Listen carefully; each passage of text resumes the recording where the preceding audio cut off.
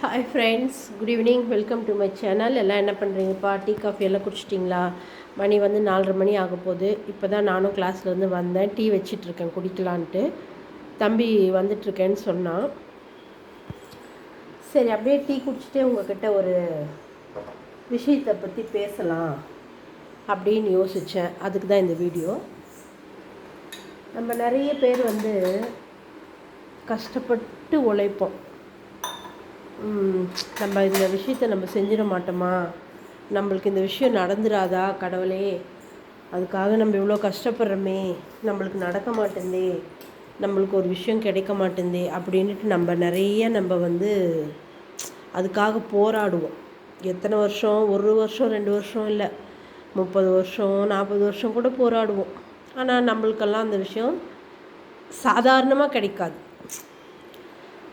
போராடி போராடி நம்மளே அழுத்து போகிற மனநிலைக்கு வந்த வாட்டி கூட அது நம்ம கைக்கு கிடைக்காது. ஆனால் ஒரு சிலரெல்லாம் இருக்காங்க பாருங்கள், அதுக்காக அவங்க எந்த ஒரு உழைப்பையும் போட மாட்டாங்க. அதுக்காக அவங்க எந்த ஒரு உண்மையான ஒரு விஷயத்தையும் அவங்க செய்ய மாட்டாங்க. அவங்களுக்கு வந்து எல்லாமே சாதாரணமாக கிடச்சிடும். எப்படி ஃப்ரெண்ட்ஸ், நான் சொல்கிறது கரெக்டு தானே? இந்த மாதிரி இப்போது இந்த வலைதளத்தில் கூட எடுத்துக்கோங்க. என்ன இவங்கெல்லாம் கஷ்டப்படுறாங்க? அவங்களுக்கு இப்போ எதுக்கு காசு போடுறாங்கன்னே தெரியாமல் போடுவாங்க. அவங்களும் மாதம் 4 லட்சம் 5 லட்சம் சம்பாதிப்பாங்க. அப்போ அந்த காசெல்லாம் எங்கே போகுது? இவங்க எதுக்காக அவங்களுக்கு அப்படி காசு போடுறாங்க? ஒரு பொருளோட மதிப்பு தெரியாமல், ஒரு பொருளோட அந்த பொருள் நம்ம வாங்கும்போது நம்ம எவ்வளோ கஷ்டப்படுறோம், அந்த பொருள் நம்ம கைக்கு சாதாரணமாக வரும்போது அதுக்கு மதிப்பு இருக்குமா? சொல்லுங்கள் பார்க்கலாம்.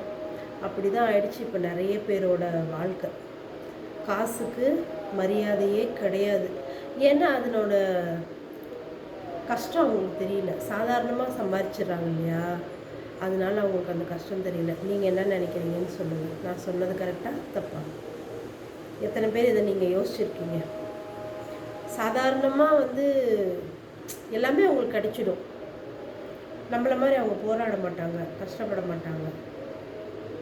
நம்ம அதை என்ன நினைக்கணும்னா, ஒரு வேளை அவங்க கேட்டு வந்து வரமோ, நம்ம இப்படி கேட்டுட்டு வந்துட்டோமோ அப்படின்னு யோசிப்போம். ஆனால் அது இல்லை.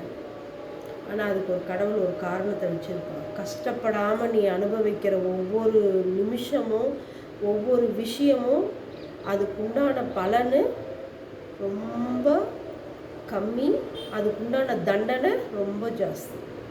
இதை யோசிச்சு பாருங்கள். நான் சொன்னது கரெக்டாக என்னன்னு உங்களுக்கு புரியும். ஓகே, பாய்.